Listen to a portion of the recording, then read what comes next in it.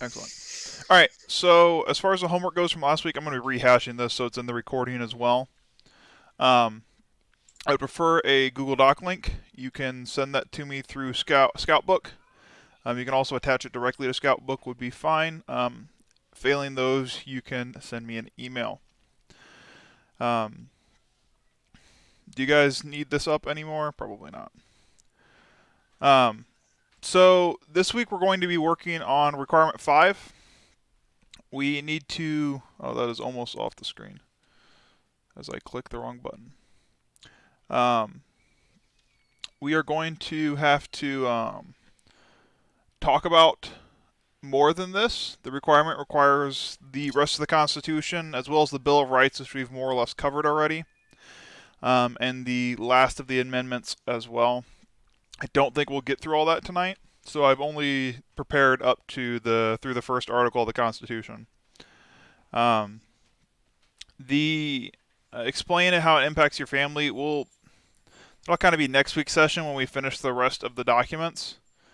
My goal is to keep this to about 35-40 minutes on actually talking about all the different documents and how it pertains. Kind of like what we did with the Bill of Rights, just maybe a little bit more abbreviated because I don't know if we have quite that much time. Questions? Okay. So, first we're going to talk about the Declaration of Independence. It was written in 1776. The document is approximately 1,400 words long, and those 1,400 words are divided between about 1,000 words which outline abuses that the founding fathers felt King George had committed. So it was a big long list of complaints in the middle of the document. And then about 200 words at the beginning and 200 words at the end are the parts that really are important to what we're going to be talking about. The Declaration of Independence serves as kind of the idealism of the United States, that beginning and that end. It speaks to what the goals are of the United States, why they were doing what they were doing, and what they wanted to accomplish when they did this. So the first set of lines I actually want to pull up. Let me find a copy of it here real quick.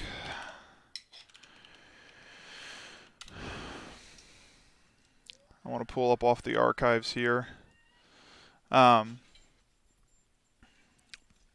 actual document. So this is a transcription of it, so we can read it nice and easily. Let me zoom in on that a little bit, actually. Oh, come on. There we go. That's better.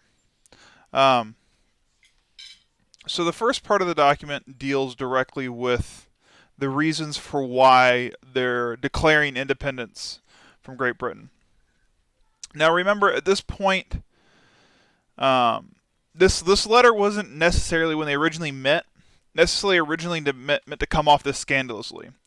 At this point in the history of the United States, there's still a lot of loyalists in the colonies, and there's still a lot of people that really think that the system of governments that Great Britain has is some of the best in the world and want to stay a part of that. However, when they sat down to put words to paper on why they wanted to stay with the crown and their problems with the crown, it really started to come together in that week they were meeting. They wanted more than that. And we started to get pushed towards a Declaration of Independence. And that's kind of where the document's roots got started in that first letter. This one was written a couple of years later. And it's the outline to what the Constitution would eventually become. At this point, there are no Articles of Confederation. They haven't been written yet. There was a couple of people in the Continental Congress that tried to push to write the Articles of Confederation first, but we ended up with the Declaration of Independence first. So the first set of lines, the when in course of human events it becomes necessary for one people to dissolve the political bands in which they have connected one another, and then assume Among, where is, oh, my notes aren't on here. I'm sorry, give me a sec here. I thought I had my notes pasted in here and I don't.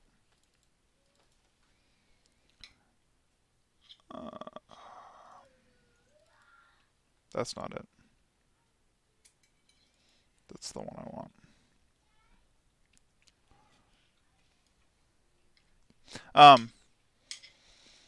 want. Separation equal to station with laws in nature and nature's God entitle them.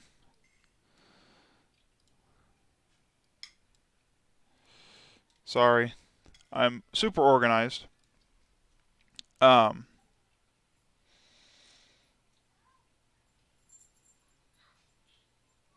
going to start over. When the course of human events becomes necessary for one people to dissolve the political bands in which have connected them with one another, they assume among the powers of earth separation to equal station of laws in nature that nature's God entitle them. A decent respect to the opinions of mankind requires they should declare the cause that impels them to separation. So these lines are describing why they are writing this letter. This is them saying that we're writing this because we're not happy. And it's the reason for that document. So then we start to get into the why. That all men are created equal, and that they are endowed by their Creator with certain unalienable rights, that among these are life, liberty, and the pursuit of happiness. This is the why we're writing this document. They feel like that the crown has stepped on these unalienable rights, and they're not happy about it. So then they want to outline what they want the government to do for them. So the purpose of government, that to secure these rights, governments are instituted among men, deriving their just powers from the consent of the governed. So this is why governments exist. To secure those rights, and the governments are there at the will of the people. So then they go into what they're going to do about it.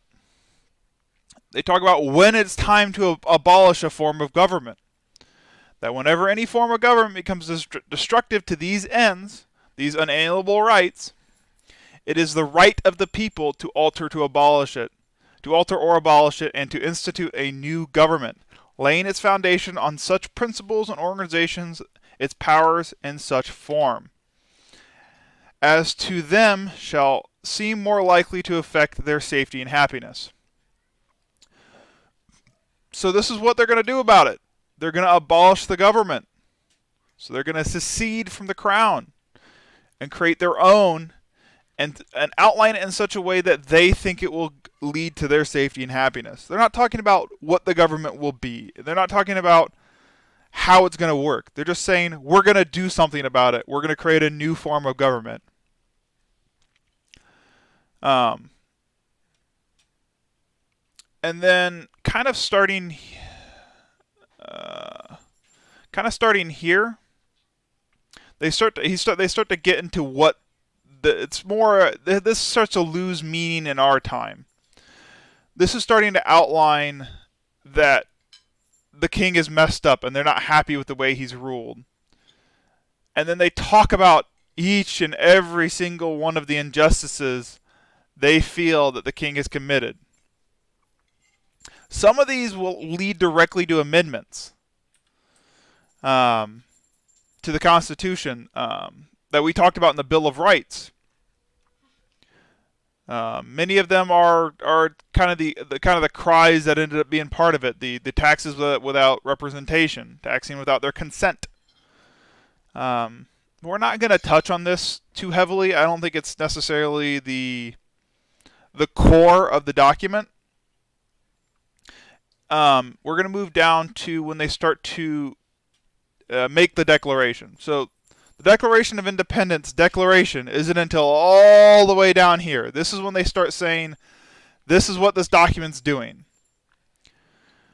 We therefore, the representatives of the United States of America and the great Congress, assemble appealing to the supreme judge of the world to recite our intentions, due in nature by the authority and good of the people of these colonies. So even at this point, they're talking about their right to govern based off the will of the people.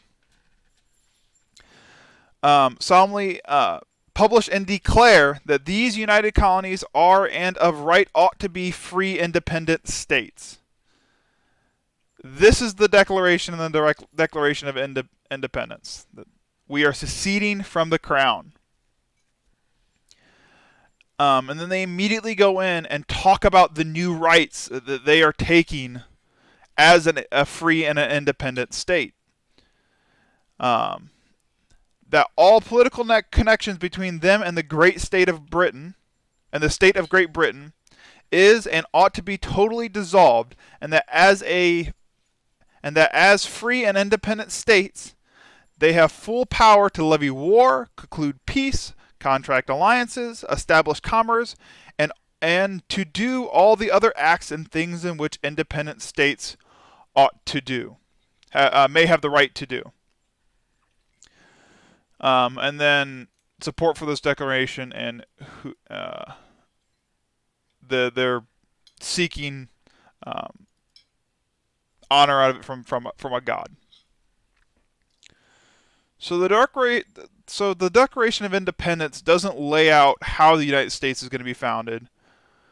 It only lays out why and that we're going to do it. It also lists the powerful line of the self-evident truths that really kind of, where did it go? We hold these truths to be self-evident. This line, if the whole reason for everything that the Founding Fathers went through, and the whole reason that they wrote this document, the whole reason the Articles of Confederation got wrote, and then later the Constitution got wrote, it was this line. So the Declaration of Independence is meant to serve as the idealism behind the United States. Does anybody have anything they would like to add or talk about with this?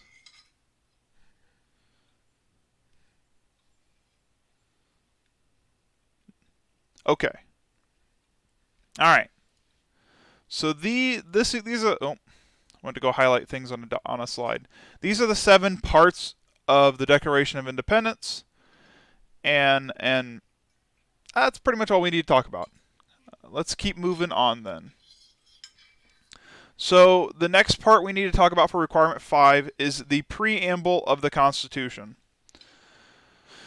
So the preamble of the Constitution it's kind of like the cover letter of your essay. If you were to write a historical essay, you'd end up with a beginning, 3 parts, a beginning, middle, and an end. The preamble is meant to be that beginning. It's meant to summarize the goals of the Constitution. Oh, I wanted to talk about one more thing before we got into this. I'm sorry.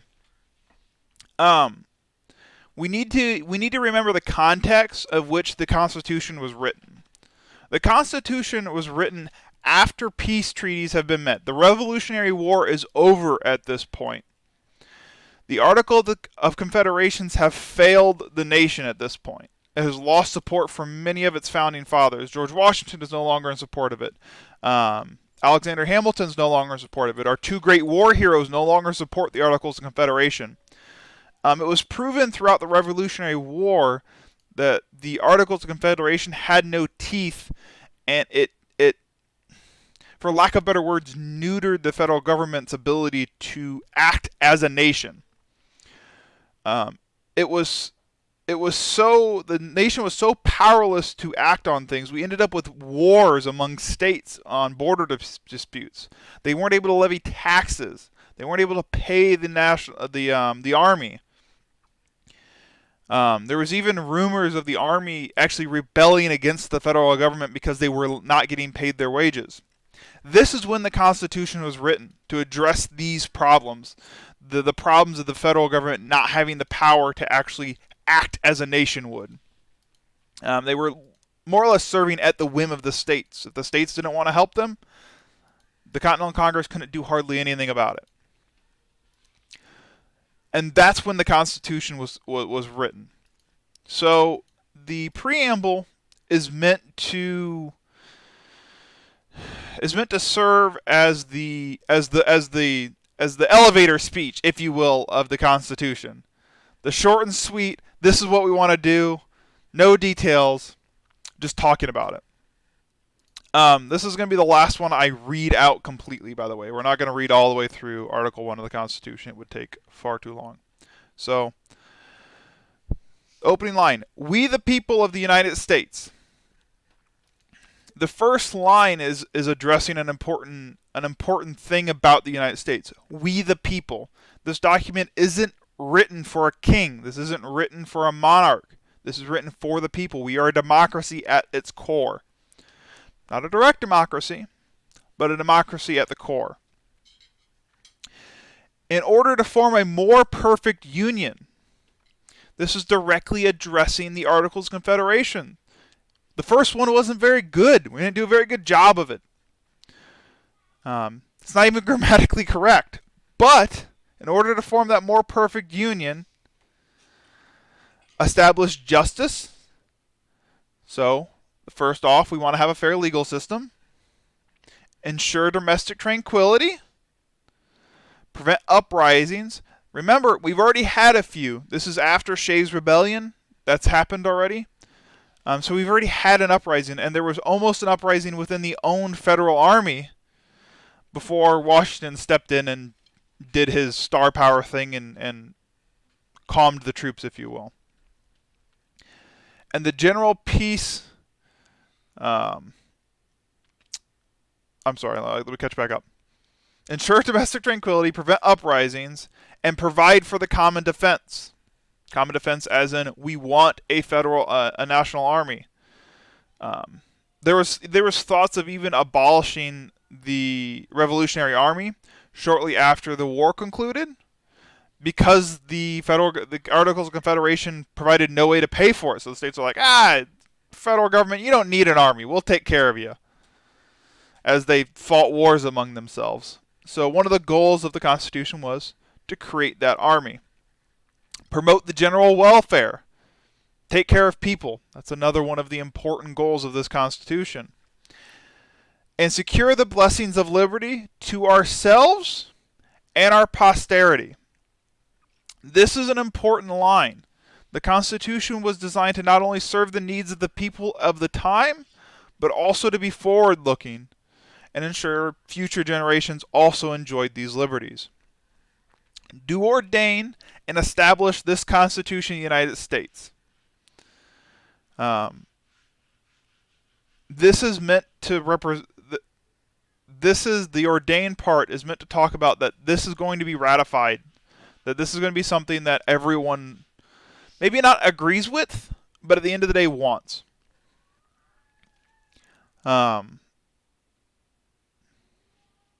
So we're also going to touch on Requirement 5 here. Requirement 5 is list the 6 functions of government as noted in the preamble to the Constitution. Discuss with your counselor how these functions affect your family and local community. So I have 5 goals listed here. Let me count these quick. 1, 2, 3, 4, 5. Yeah, the 6th goal is, remember I separated this into ourselves and posterity. This is the 6th goal. So secure the blessings of liberty to ourselves, and also to secure the blessings of liberty to our posterity. So, what do you guys think of that? What do you think about the 6 functions of government? How do you think it affects your local community?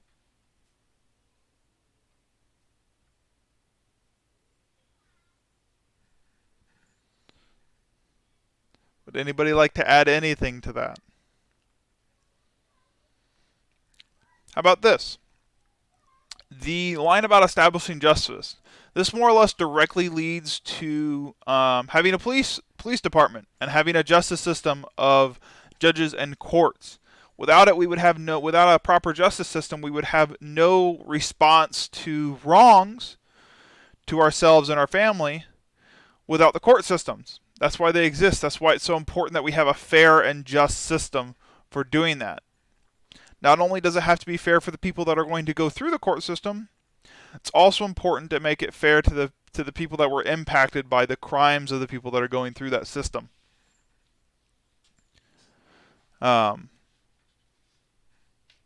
Ensure domestic tranquility. We are a country that doesn't have a ton of civil wars. We've had one in our history, and otherwise our borders are relatively unaffected by much of the chaos that happens in the rest of the world. We also provide very well for the common defense. This has led directly to our national military. It's also why we have such nice domestic tranquility. The General Welfare Clause, part of the preamble, as well as the article that talks about that, this has been stretched to be what gives the national government the power to pass most of our laws. We'll talk about it when we get to Article 1 of the Constitution, but this is more or less what contributes to the elastic clause of the Constitution, allows things like the New Deal to happen.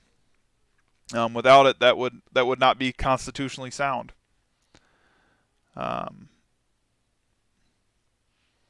Secure the blessings of liberty to ourselves and our posterity. The blessings to ourselves doesn't necessarily apply to us as much as it did to our founding fathers, but we are their posterity, and we are still benefiting from things like free speech, and the right to peaceful protest, as we've seen in the news lately. As upset as people have gotten about it. It wasn't that peaceful, it didn't look like. It depended on where you were. So, all right. Let's get into Article 1 of the Constitution. So, the Constitution's first article talks about the first branch of government that we're going to be on today. Article 1 establishes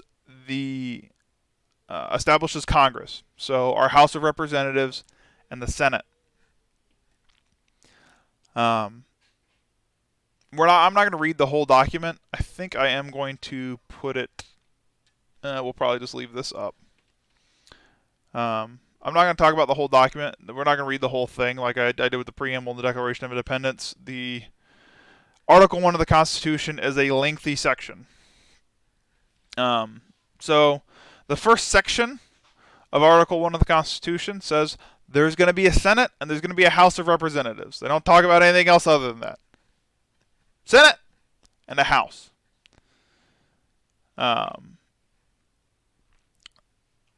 Section 2 talks about what the House will be made up of. Who's going to make up the House of Representatives? It also, at the time, the Senate was not going to be directly elected. So right now we directly elect our senators. At that time, the states were free to decide how senators were going to be put in however they wanted to. So the House was always directly elected by the people, and it's also where the census is first laid out in the Constitution, talking about how we're gonna keep this section of the legislative branch updated. We're going to change it depending on how many people are in what states and assign more representation to more people. When I was doing my research for this, one of the professors I listened to talked about how the House of Representatives is the mad dog branch of the government.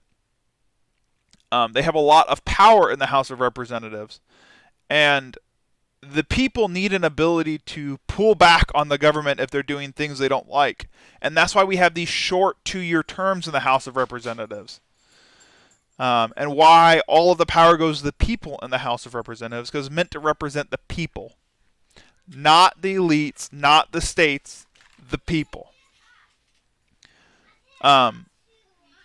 So to counter the mad dog House of Representatives, the illustrators of the Constitution recognized that we also need the wise men on the hill, if you will. A cooler side to the heat of democracy. That's why the Senate has that longer term. We have a 6-year term in Senate, and that was laid out in Section 3 of the Constitution. They have a higher age requirement. Senators have to be 30 instead of 25, which was quite old at the time. It also ensured that all states got some say in matters by giving every state 2 senators regardless of population. This was a compromise, so that states like Rhode Island would still feel like they're part of the process, even though they have so many fewer people. In modern times, it'd be like Wyoming, for instance, which probably doesn't even deserve one House rep, but still get 2 senators. It's meant to compromise those 2. Questions thus far? Is that making sense? Okay. Section 4 of Article 1 lays out how elections will be ran and who gets control of those elections. So states get control about how the elections will run. And at the time, there was an issue with, especially during the Articles of Confederation, we almost couldn't assemble enough states to ratify the peace treaty with Britain. So they made sure that congressmen needed to be there. It also laid out what we call quorum. It's not an issue in modern times as much as it used to be. But at that time, not all the time would representatives show up to the meeting. So in order to hold a session of Congress, they needed half the members there to hold that meeting. So if you want to hold the Senate, you need 50 senators. If you want to have the House of Representatives meet, you need half those representatives. It also laid out the rules for expelling members from Congress.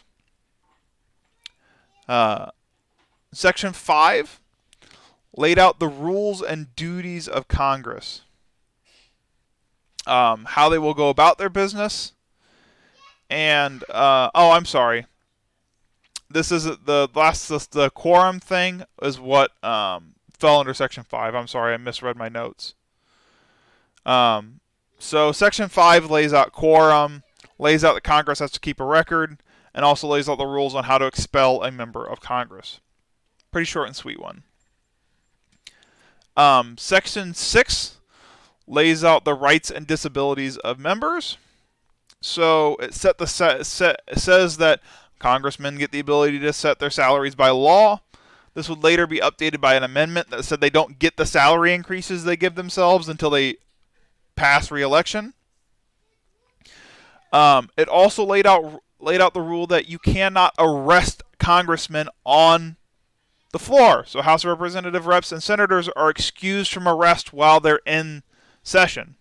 They also cannot be arrested on their way to or from sessions of Congress. This also is the first introduction of our separation of the branches.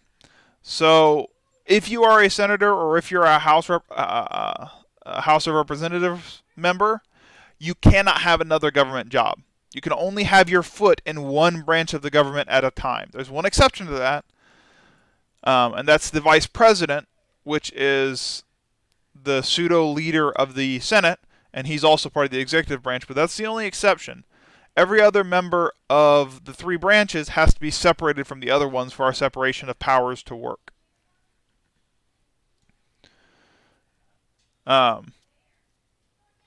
Section 7 lays out the legislative process. It lays out how a bill becomes a law and how the president can veto or sign that law into power, what happens at the end of sessions. It's a bunch of kind of the gears of how the legislative branch is going to work and how it's going to interact and how it's going to make the laws that are needed. Section 8 is probably one of the bigger sections of it, as you can promptly see from this. Section 8 enumerates the powers of Congress. These are the powers that are given explicitly by the Constitution to Congress.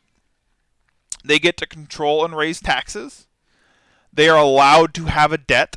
They're allowed to run a debt up in the name of the United States, regulate foreign, Native American, and interstate commerce, control naturalization and immigration, mint money. Since they mint the money, they are also in charge of dealing with counterfeiting, create and regulate the post office. They get to control the patent and copyright system. The legislative branch also gets the right to create inferior courts to the Supreme Court. That's where we get our federal court systems from. They also, funnily enough, were told that they get to deal with the pirates. As I skip the slide, they deal with piracy, as well as they get the right to raise a navy and a army, as well as to regulate those forces. They also get control of the National Guard, and they're allowed to call up the National Guard for defense of the nations. However, the states still are in charge of training. They also get to control and govern D.C. D.C. doesn't operate like many other cities, where the mayor and there's a city government and the city council. The Senate and the House of Representatives actually have direct control over D.C., which is kind of funny. There's been a recent issue with that. There's been a lot of people that live within the boundaries of D.C. that feel they're underrepresented because, believe it or not, the Senate doesn't have a lot of interest in the issues of Washington, D.C. So there's a lot of people that feel that the city of Washington, D.C. isn't properly ran because they don't have a city government. The last clause is probably the most important. To make all laws which shall be necessary and proper for carrying the execution and the foregoing powers and all other powers vested in this Constitution by the government of the United States or in the department thereof. So this is saying that the legislative branch also has the power to create any law that they see fit for doing the other things that they're set to do. That's where we get most of the other things that they pass laws for, like New Deal, the civil rights laws, anything like that. A lot of that power comes from this elastic clause of the Constitution. Questions on any of this thus far? Are you guys bored yet?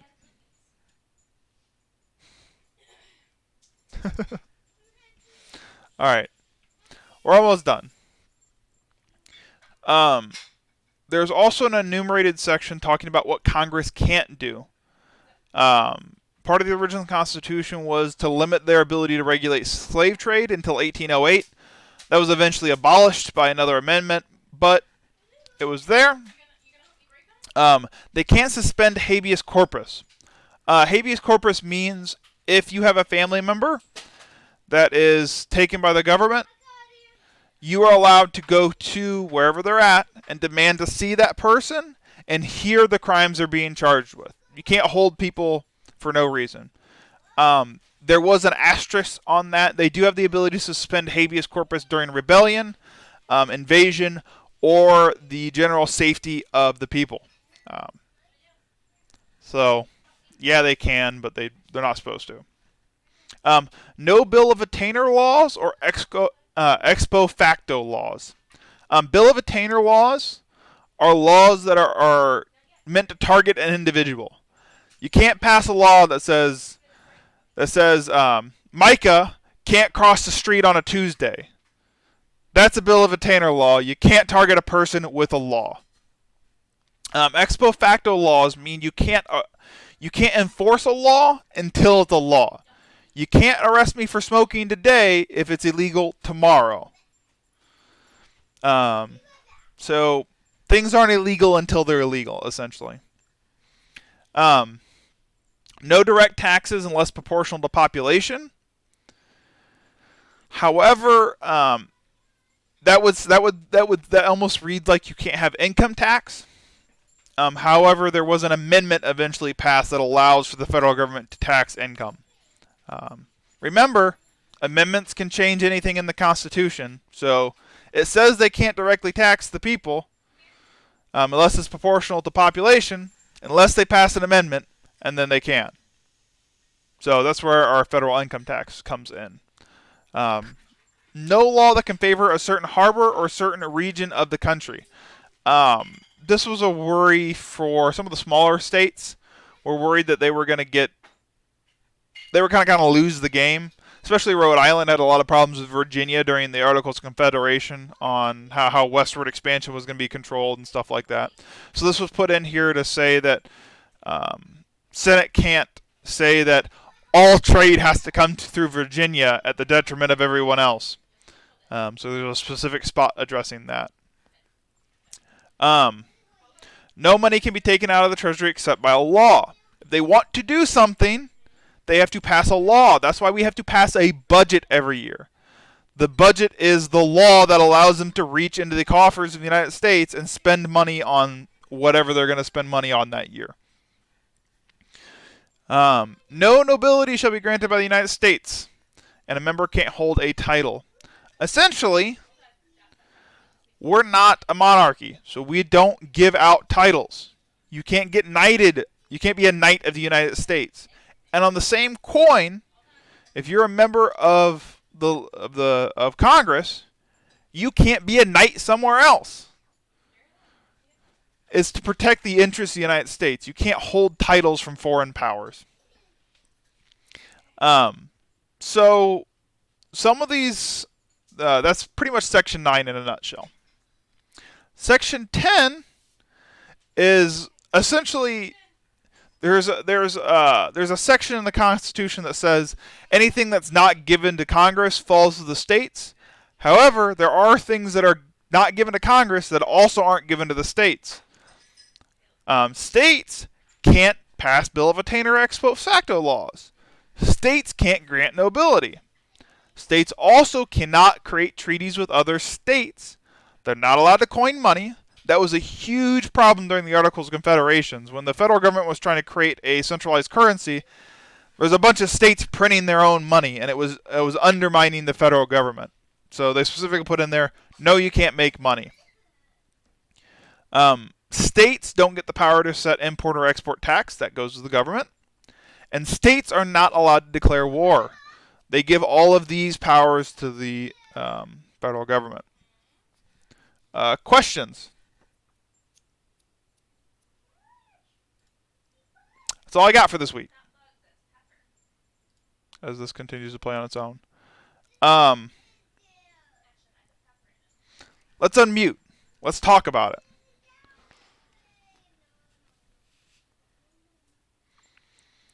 Do you guys have a little bit of a better understanding about how the legislative branch was laid out and what the different sides were meant to do? Let me narrow that question. Let's talk about the House of Representatives first. What is the goal of the House of Representatives? What was the idea behind how they laid that branch of the legislative government out?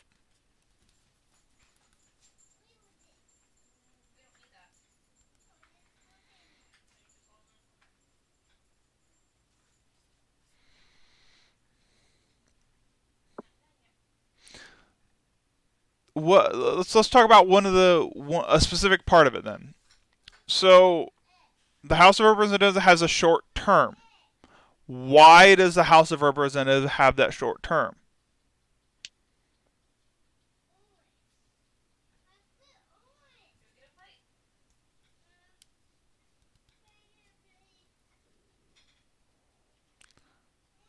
Come on, one of you guys have to know. Or at least have a thought on it. Isn't it so that Go ahead. so like they can't have too much power? It's to give the people a response. House of Representatives are on a very short term. So if they start to do things that their constituents don't want, their constituents have an outlet to address it. They can kick them out of office. They're meant to be close to the people. They're meant to directly represent the people. That's why they have those short terms. To keep them in check. They're the Make sure first. that they're representing. Keep them in check and make sure they're representing the people and not their own interests.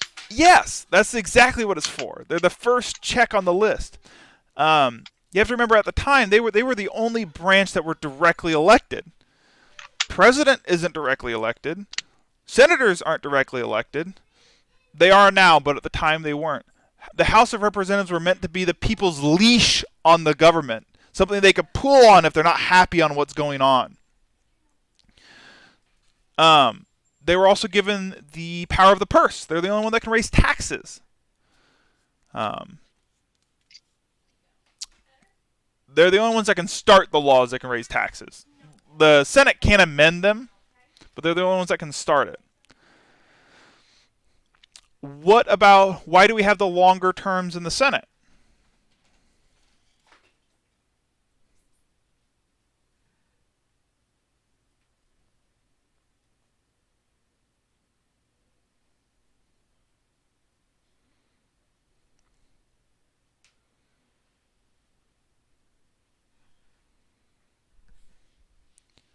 Come on, somebody has to have something to contribute. Could you repeat the question, please? Why do we have the longer term for a senator?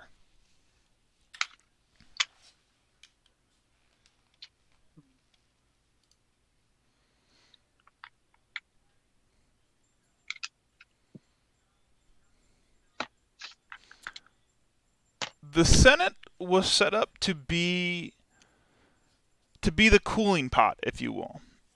The mad dogs in the House of Representatives needed a check. So we can't just flip the government on its head with one election. It was a check on the power of the people. So senators not only serve a 6-year term, we also stagger the election cycle in the Senate. So we only ever have a third of the Senate up for a re-election every 2 years. So to completely replace the government would take 6 years or more to completely vote out the current government and vote in a new one. So it was meant to slow down the process of democracy. They didn't want to let people make quick and rapid changes. So that's why we have that longer term set. It's also why we have a higher age requirement there as well, as we're meant to have the cooler, the wiser heads in the Senate.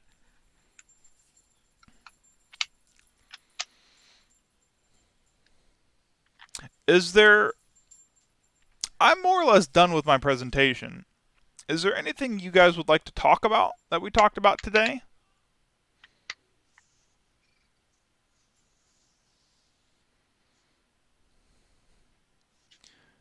As far as any of the concepts we touched on or anything like that?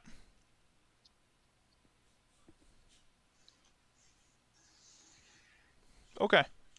I don't have anything for you guys to do this week. Just enjoy your week. We're going to have to do another one at some point, but I need to buy some newspapers for that. We have to do either 5 days of newspapers or 5 days of nightly newscasts. And I'm actually gonna have to go buy one tonight because I forgot. I'm gonna get all 5. I'm gonna get this week's 5 papers from Auburn this week for you guys and scan them in and get PDFs prepared for you, so that we can do that requirement. Because you guys will have to write I think we're only gonna do like a paragraph for that one. I don't think we're gonna write a full blown essay or anything like that. How did last week's go? How did the document on national monuments go? Good. Nope. Go ahead, Micah. I think I did. Here, let me send it back in chat so I can access it for everyone as well. I worked on the Shimaji Castle in Japan, the Himeji, I mean. And I wrote the 3 paragraphs about that. It was supposed to be a national one for like the U.S., but that's okay. Oh, That's all right. I saw you use the Eiffel Tower as a example, so I thought it could be. I didn't want to use an American one because I don't want to take away somebody's potential to use a different American one. So I went for the Eiffel Tower because it was a popular foreign one, and then I don't want to be taking somebody's example that they wanted to use. That's why I did it on the Eiffel Tower, but that's okay. I'm interested to read this now. So, that's all right. Addison, what did you want to say about it? I did not do that because I have already done A and B, Oh, have you? which fulfills that requirement. Yes. Oh, okay, cool. So you didn't have to do that one. Perfect. No. So yeah, I'm gonna read through these tonight. This is more of a completion thing than anything else. So as long as you did it, you'll get the requirement done. I'm also gonna set up the virtual tour at some point. I want to talk to Tom Mason about it a little bit and get some ideas about how to do it so we can get all of the requirements for this done. That's pretty much all I got. It's 8 o'clock. You guys ready to head back? Yep. Okay. Thank you. Thanks a lot, Roger. No problem. Thank you.